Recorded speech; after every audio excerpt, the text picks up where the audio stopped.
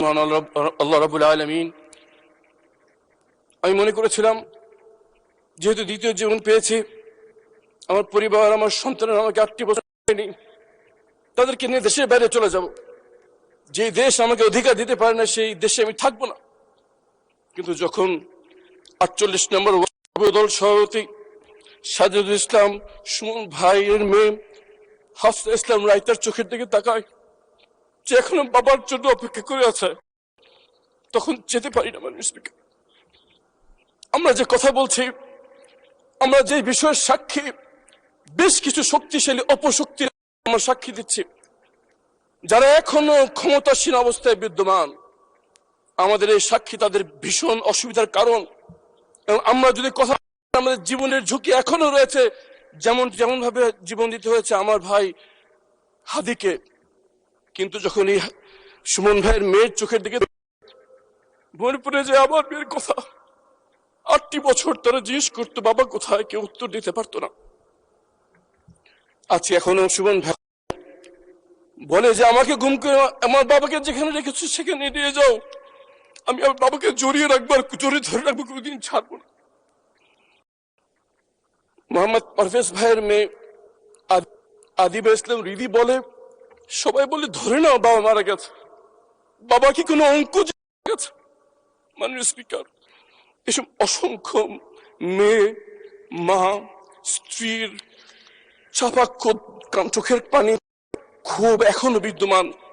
এই রাষ্ট্র তাদের কোনো জবাব দিতে পারেনি। মাননীয় স্পিকার, আমি এখানে দাঁড়িয়ে গুমের ভুক্তভোগী পরিবারের পক্ষ থেকে দাবি উত্থাপন করতে চাই। প্রথম দাবি জবাবদিহিতা। যাদেরকে গুম করা হয়েছে তারা এখনো রাষ্ট্রীয় স্বীকৃতি পায়নি। মাননীয় স্পিকার, এই ভুক্তভোগীদের রাষ্ট্রীয় স্বীকৃতি প্রয়োজন।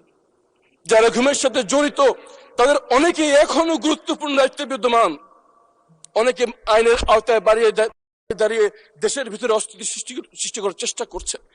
এদেরকে বিচারের আওতায় আনতে হবে। সর্বশেষ, এই বিচার যেন স্বচ্ছ হয়, ফ্যাসিস্ট আমলে লোক দেখানো একটি নাটক যাতে না হয়, এই 3 নিয়ে আমাদের প্রথম জবাবদিহিতা।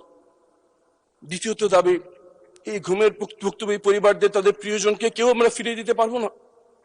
আমার যৌবনকাল একটু অন্ধকার ঘরে, আমার যৌবনকাল কেউ ফিরিয়ে দিতে পারবে না। কিন্তু এই পরিবারগুলো যা হারিয়েছে তা ফিরিয়ে দেওয়ার ক্ষমতা আসমান জমিনের মধ্যে কারো নেই। কিন্তু যে আর আছে তাদের জন্য অন্তত অর্থনৈতিকভাবে কোনো কষ্ট না হয়, এতটুকু দায়িত্ব কি রাষ্ট্র নিতে পারে না? আমরা কতগুলো ব্রিজ বানানোর পরিকল্পনা করছি, একটা ব্রিজ বানানোর অর্থ যথেষ্ট হাতে গোনা এই কয়েকটি পরিবারের অন্তত অর্থনৈতিক নিরাপত্তা দেওয়ার জন্য। আপনার মাধ্যমে সরকারকে আহ্বান জানাচ্ছি, 17 বছর ধরে এই পরিবারগুলো অপেক্ষা আছে, আর তাদেরকে অপেক্ষা রাখবেন না। অবিলম্বে তাদেরকে একটি এমন ভাবে অর্থনৈতিক পুনর্বাসনের ব্যবস্থা যদি আমরা করি, আর যাই হোক অর্থনৈতিক ভাবে তাদের আর কোনো দিক নিয়ে তাকাতে না হয়, এটা আমাদের দ্বিতীয় দাবি। এবং তৃতীয় এবং সবচেয়ে গুরুত্বপূর্ণ দাবি হচ্ছে, এই ধরনের ঘৃণ্যতম মানবতা বিরোধী অপরাধ আর কোনোদিন যেন এই বাংলার মাটিতে আর হতে না পারে, সেজন্য আমাদের ব্যবস্থা গ্রহণ করতে হবে। তার জন্য দরকার শক্ত আইন, তার জন্য দরকার রাজনীতিবিদদের দৃঢ়তা, যে আমরা আর যাই করি এই ধরনের অপরাধ যেন বাংলা মাটিতে না হতে পারে। এই জন্য দরকার গুম কমিশন, যা কোনো কারো অনুমতি না নিয়ে তদন্ত করতে পারবে। দরকার স্বাধীন মানবাধিকার কমিশন, চক্ষু রাঙানি উপেক্ষা করেও তার অপরাধের কথা বলতে পারবে। মাননীয় স্পিকার, আর একটি গুরুত্বপূর্ণ বিষয় আমার উপস্থাপন করা দরকার। ইসমাইল বাতেন ভাইয়ের মেয়ে, যার বাবা গুম হওয়ার পর থেকে তার বাবার অ্যাকাউন্টে রেখে যার টাকা উত্তোলন করতে পারছে না। ব্যাংকের ম্যানেজার বলে তোমার বাড়ি হচ্ছে, একটি কাগজ নিয়ে আসো। আনিসা ইসলাম ইনশা গত বছরটি বছর মন্ত্রণালয় থেকে মন্ত্রণালয় ঘুরে বেড়াচ্ছে একটি কাগজের জন্য, যে তার বাবা যে সেটা যেন লিখে দেওয়া হয়। এটা আমরা দিতে পারিনি। আইনমন্ত্রী এখানে উপস্থিত আছেন, এমন একটা আইনি ব্যবস্থা গ্রহণ করা, যারা গুমের ভুক্তভোগী যারা আছেন তারা যেন স্বীকৃতি পায় তার বাবা মৃত নন, তার বাবা জীবিত নন। কিন্তু এই স্বীকৃতি তাদের দরকার। অবিলম্বে একটি আইন করার আহ্বান জানাচ্ছি। মাননীয় স্পিকার, আল্লাহ আমাকে দ্বিতীয় জীবন দিয়েছেন, কিন্তু ঢাকা 14 আসনের জনগণ আমাকে এখানে দাঁড়িয়ে কথা বলার সুযোগ করে তাদের জন্য কিছু কথা বলতে চাই। ঢাকা 14 আসনের সবচেয়ে নিগৃহীত জনপদের নাম হচ্ছে কাউন্দিয়া, যেটি জলবদ্ধ একটি ইউনিয়ন, যেখানে কোনো যোগাযোগ নেই। 54 বছরে ঢাকার বাংলাদেশের অনেক প্রত্যন্ত অঞ্চলে ব্রিজ হয়ে গেলেও এই কাউন্দিয়া এখন পর্যন্ত সড়ক যোগাযোগ হয়নি একটি ব্রিজের অভাবে। প্রধানমন্ত্রী নির্বাচনী প্রচারণার সময় ওয়াদা করে এসেছেন যেখানে একটি ব্রিজ নির্মাণ করবেন। আমি দাবি জানাচ্ছি আগামী 6 মাসের মধ্যে ব্রিজের নির্মাণ যেন শুরু হয় ইনশাআল্লাহ। মিরপুরে একটি অন্যতম ধর্মীয় কেন্দ্রের নাম হচ্ছে শাহ আলী মাজার। কিন্তু দুঃখের সাথে বলতে হয় এই মাজারে অনেক অশ্লীল কাজ চলছে, মাজারের সম্পত্তি নিয়ে ব্যাপক দুর্নীতি হচ্ছে। মাননীয় ধর্মমন্ত্রী এখানে উপস্থিত আছেন, আমি ওনার সহযোগিতা কামনা করছি। আমরা যেন এই মাজারকে ধর্মীয় গাম্ভীর্য রেখে স্বচ্ছতার সাথে দিনী কাজের জন্য আমরা নিজেকে নিয়োজিত করতে পারি, এই জন্য মাননীয় ধর্মমন্ত্রীর সম্পূর্ণ পরিপূর্ণ সহযোগিতা কামনা করছি। মাননীয় স্পিকার, আমাদের এই একটি দূতাবাসের একটি প্রোগ্রামে কয়েকজন সংসদ সদস্য নিয়ে আমি গেলাম।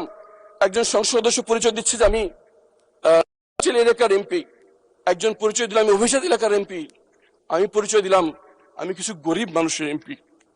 কিছু খেতে খাওয়া মানুষ যারা রোদে পুড়ে বৃষ্টিতে ভিজে আমাকে এই সংসদে পাঠিয়েছে এই আশায় যে একটি পরিবর্তন আসবে, তাদের ভাগ্যের পরিবর্তন ঘটবে। কারো টাকার পেশি শক্তির ব্যবহার, সীমাহীন দুর্নীতি বন্ধ হয়ে সৃষ্টি হবে জবাবদিহিতামূলক ইনসাফ ভিত্তিক সমাজ। এর জন্য আমাদের প্রথম প্রয়োজন ক্ষমতার বিকেন্দ্রীকরণ, জবাবদিহিতার একটি পরিবেশ সৃষ্টি করা, যাতে যে ক্ষমতায় আসুক সে যেন শাসক। সদস্য, আপনাকে আরো 2 মিনিট দেওয়া হলো, বলেন। ধন্যবাদ স্পিকার। আমার এই গরিব মানুষগুলো বৃষ্টিতে ভিজে মাত্র কয়েকটা টাকা ইনকাম করে, সেখান থেকেও তাদেরকে চাঁদা গুনতে হয়। মাননীয় স্পিকার, এই চাঁদাবাজি হাতে গোনা লক্ষ লক্ষ মানুষকে জিম্মি করে রেখেছে, কারণ এই চাঁদাবাজদের পিছনে রয়েছে রাজনৈতিক শক্তি। আজকে মহান সংসদে দাঁড়িয়ে আহ্বান জানাচ্ছি, আমাদের কি আর কিছু পাওয়া আছে জীবনে? আমরা একজন মাননীয় সংসদ সদস্য, আমরা কেন এরকম চাঁদাবাজদের আশ্রয় প্রশ্রয় দান করব? আসলে আমরা শপথ গ্রহণ করি, যারা মানুষ দেয়, যারা মানুষদের কাছে চাঁদাবাজি করে, যারা মানুষকে হক নষ্ট করে, এদেরকে আর যাই হোক আমরা রাজনৈতিক আশ্রয় প্রশ্রয় দেব না ইনশাআল্লাহ। এবং ইনশাআল্লাহ আমি ঘোষণা করেছি ঢাকা 14 আসনে কোনো চাঁদাবাজ সাথে আমার কোনো সম্পর্ক নেই এবং কাউকে আমরা চাঁদাবাজি করতে দেব না ইনশাআল্লাহ। এই ঘোষণা প্রত্যেকজন সংসদ কাছ থেকে আমরা আশা করছি ইনশাআল্লাহ। ফুটপাথ গুলো বেদখল হয়ে রয়েছে, খালগুলো দখল হয়ে রয়েছে, যার কারণে একটু বৃষ্টি হলে জল হয়ে যায়। খেলার মাঠ নেই, যুব সমাজ খেলাধুলা করতে না পারার কারণে মাদকাসক্তির মধ্যে ঝুঁকে পড়ছে। শিক্ষা কেন্দ্র যেখানে আমাদের মানুষ হয় সেখানে নিয়োগ বাণিজ্য চলছে, এগুলো বন্ধ হওয়া দরকার। আসলে আমরা ঘোষণা করি যে সবার আগে দেশ 5 বছরের দলীয় স্বার্থ নয়, 50 বছরের জাতি গঠনের কথা চিন্তা করে আমরা দেশ চালাবো ইনশাআল্লাহ। যদি আমরা এই কাজটি করতে পারি তাহলে আমাদের শরীর যখন কবরে পৌঁছবে তখন আমাদের কাজের বিনিময়ে কালকে আমাদের কঠিন প্রশ্নের সম্মুখীন হওয়া যখন আমরা হব, তখন এই কাজগুলো আমাদেরকে শেফায়াত দান করবে, আমাদের প্রশ্নের উত্তরকে সহজ করে দেবে, আমাদেরকে সঠিক সত্যিকার অর্থে সফলকার করবে এই দুনিয়াতে এবং চিরস্থায়ী জীবনে। সম্মানিত স্পিকার, আপনাকে ধন্যবাদ। আসসালামু আলাইকুম ওয়া রাহমাতুল্লাহি ওয়া বারাকাতুহু।